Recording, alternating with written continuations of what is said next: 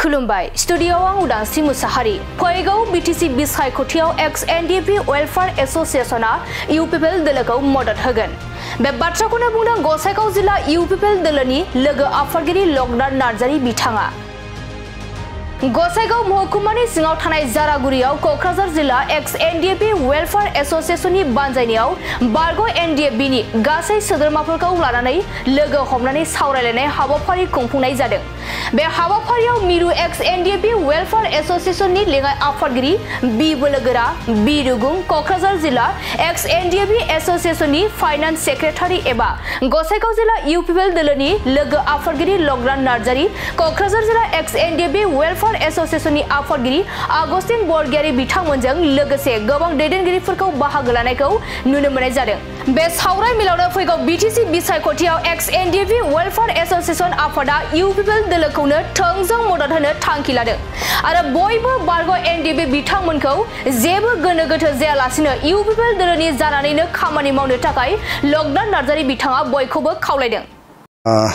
दिनैनि हाबाफारियानो जादों जोंहा एक्स एनडीएफबी वेलफेयार एसोसिएशन क'क्राझार जिल्लानि सिङाव थानाय आरो क'क्राझार जिल्लानि अर्गानाइजआवहाय दिनै जुमदार ब्लकनि नैबे जारागुरिनि कमिउनिटि हलावहाय जोंनि बारग' एक्स एनडीएफबीखौ लानानै मोनसे सावरायनाय मेल लादों आरो बे सावरायनाय मेला बेनो जोंहा नैबे 2025नि जे बीटीसी इलेक्शन जानो गोनां दं।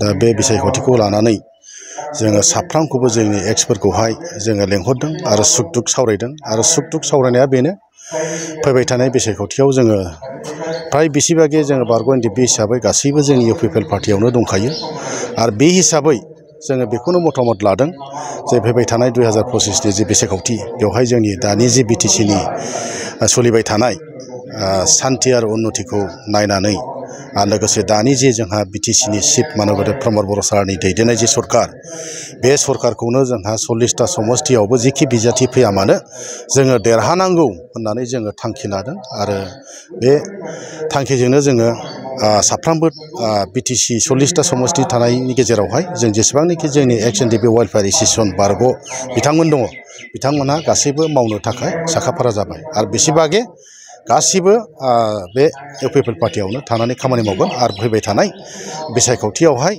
इउ पिपलखौनो देरहासार खालामगोन आरो जोंनि जे बीटीसीनि चिफ मानगोदै प्रमद बर' सारखौनो जोङो चिफ बानायगोन होननानै जोङो थिरांथा लादों।